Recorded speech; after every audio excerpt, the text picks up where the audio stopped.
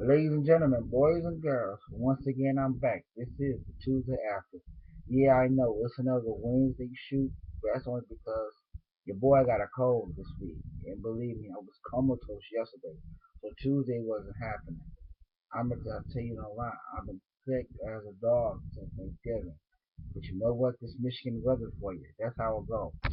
Um, Today we got to get into some NFL, some college football, cause I know y'all seen them weekend games. And I got a couple idiots for y'all this week. Yeah.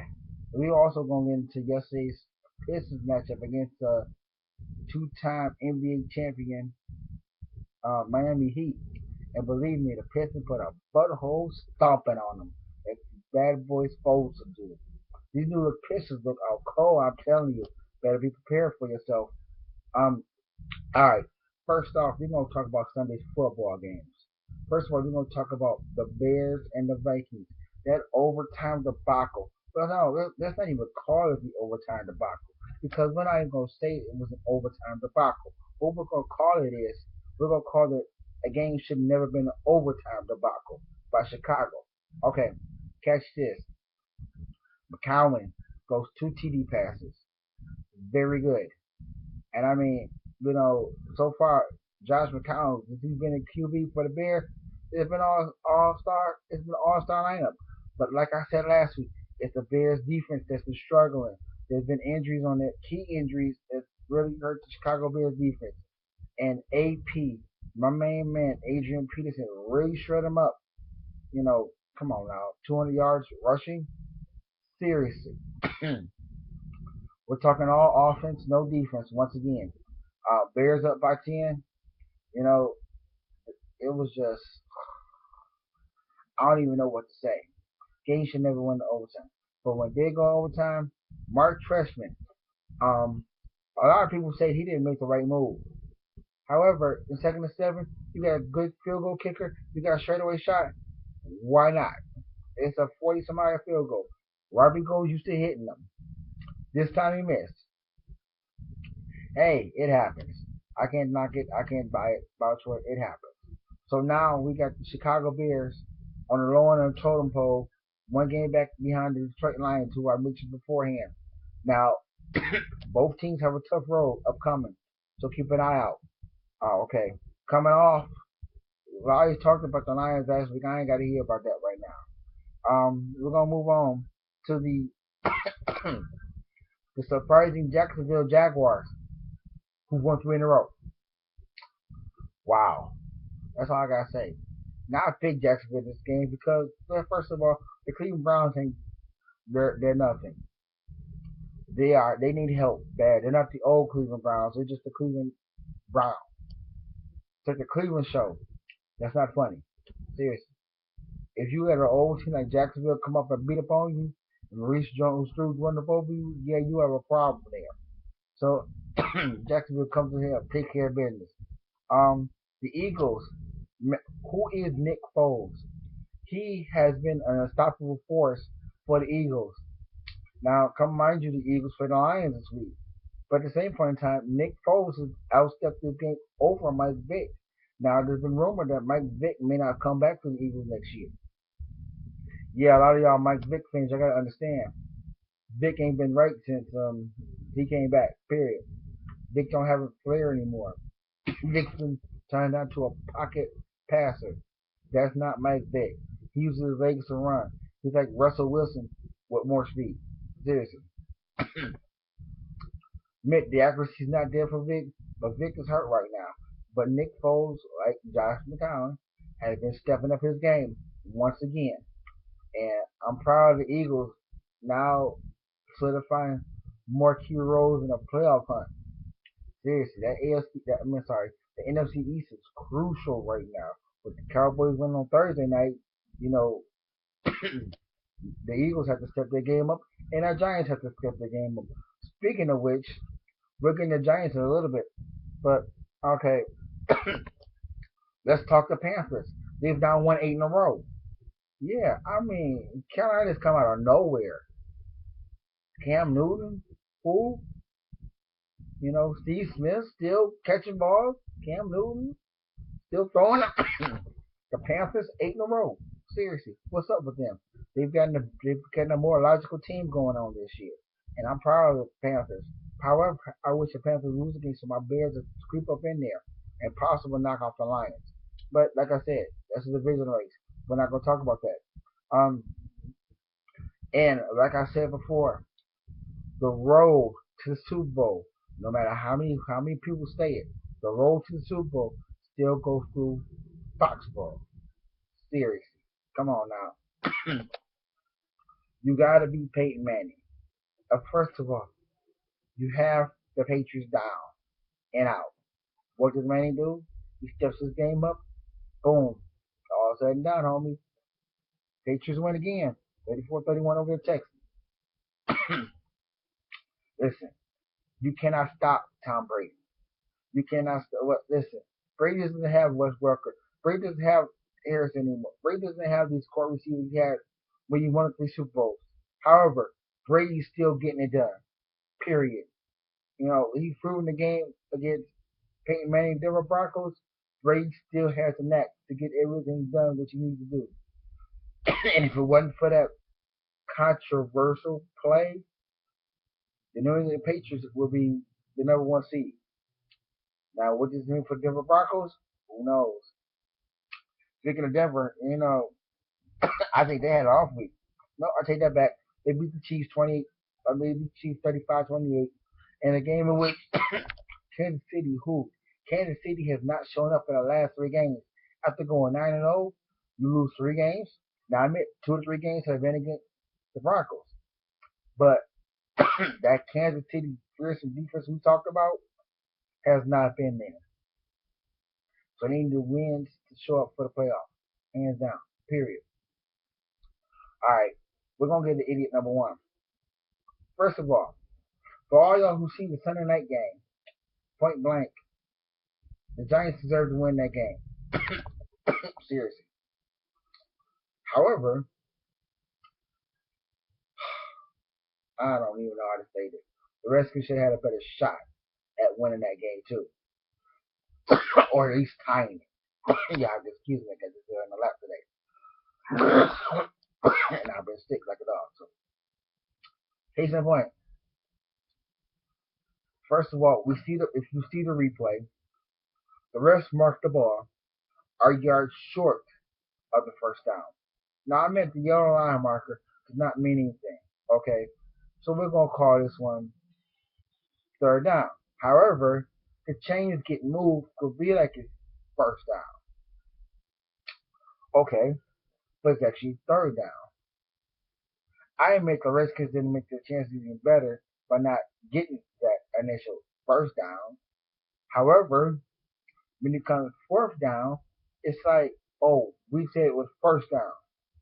What? Listen, the NFL referees make a lot of blunders. Make a lot of blunders this season. Seriously. And come on now, but that core guys need to understand if you're going to move the chains, at least take a measurement.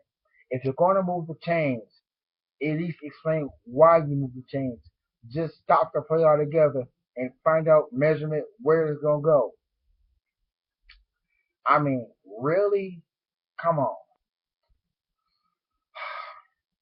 I don't know what to say about that. But those guys were idiots. But here's what makes them so idiotic. The response that they gave was, we told them it was third down, but we had the chains moved, and yes, we should have stopped the play. Okay, you told him it was third down. Well, from my perspective, Shanahan got it was first down. Everybody got it was first down. Even the signal was first down. So how in the world is going to be third down? You, that crew, that official, that Sunday nighter, man, y'all need to cut it out. Seriously. Um, no, it was third down. True. You could have kept it third down. We wouldn't have this problem. But yeah, we do. So that makes y'all my idiot of the week, number one. All right, we're gonna step off football. Oh, by the way, my Monday night game, man. Seattle has proven themselves to be top notch in the NFC. There's no stopping them. They beat the Saints. No, not only did they beat the Saints, they whooped the Saints. How can you say that? You can't say that on Monday Night Football and good read. Well, the road to the NFC goes through Seattle. That's it. Okay, we gotta move fast. I'm marking 12-minute mark. Um, College football, Ohio State and Michigan. Now, I originally called Mr. Sayadaw and said, listen, after Brady Hope went for two, I called him, really? Why you gonna go for two? Then after I saw the replay of the game, I was like, okay, I understand why Brady Hope went for two. Yeah, first of all, I'm not an NFL coach or a college football coach or football coach, period. But he's right. If your defense is not holding up, go for the jugular. I admit though, it was a bad play call. Had more options there. You know, you're from the two. Why not punching in? But, I called Brady Hope idiot number one, but he's not. The NFL roast was idiot number one. But however, idiot number two goes down to Nick Saban and the used to be number one Alabama. used to be number one Alabama. You kick a 57-yard field goal. College kickers don't kick 57-yarders. No, go for you got the game. Go for OT. However, you lose on an impeccable 109-yard field goal return, and you lose the number one ranking.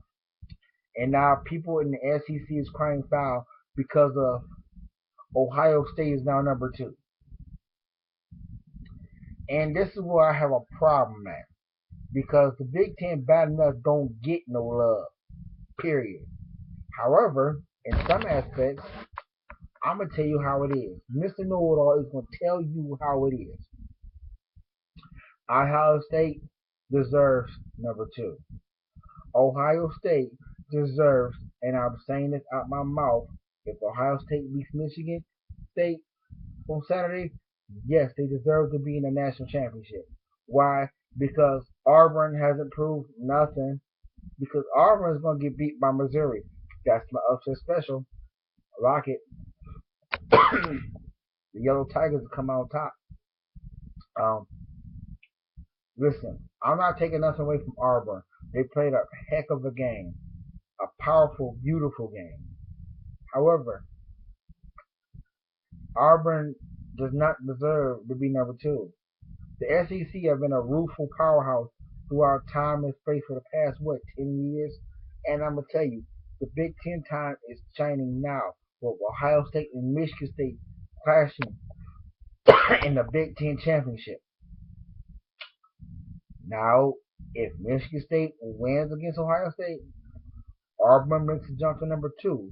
However, if that doesn't happen, man, you know what state should be there? Not Alabama. They lost that right. They don't play no more games. I'm sorry.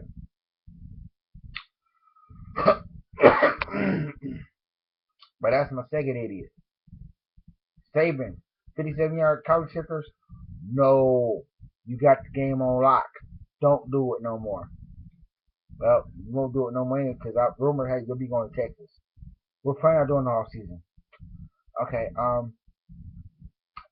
with the Wings being off and the Pistons being, on point against the Heat, the Wings are playing tonight. However, two of our best guys, Henrik Zetterberg and Datsuk, they're not dressing. Why they're hurt? Datsuk got concussion syndrome, and now Zetterberg's gonna be out for a couple weeks for a herniated disc. This sounds like my NHL 14 gameplay, where I don't have Datsuk for 8 weeks of his concussion syndrome. But yet I've been winning games. I think.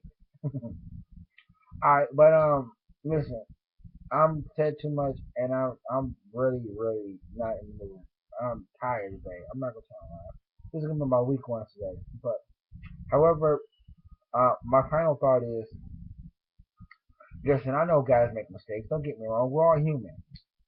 But if you can make a total blunder out yourself and do it on national TV, man, you do not deserve to be part of the spotlight.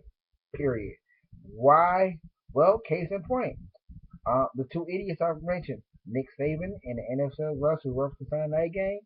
If you think you can get away with making that complete blunder again, nah, they won't happen. Saban's career at Alabama may be gone by his own accord, but the NFL refs, no, they're pretty much done. And if they ref a playoff game, I'll be surprised. Okay, well, that's my time. I'm exhausted. Oh yeah, I almost forgot. I gotta step on this one. First of all, Ohio State and Michigan State. Don't forget to watch it. It's gonna be good. Technically, Doug Fister got traded. Shocking. But I don't know what Nebraska's doing, and maybe the Tigers will be better this year. But with Fister gone, I figure Priscilla will be gone too. But I figure Priscilla will be gone first. But maybe they develop Priscilla to be a better pitcher. Kind of hard to do with Fister lineup. But who knows? But okay, listen. I know I made a lot of mistakes, and I'm at the 17-minute mark, so I gotta go. Until then, I'll try to be on time next week, but I've been sick as a dog. So keep your spirits high, and I'm out. This is Tuesday after with Mr. Know-It-All himself, Mario 1031. Sign off and saying peace, and don't get sick like me, and be well. Catch you later. Bye.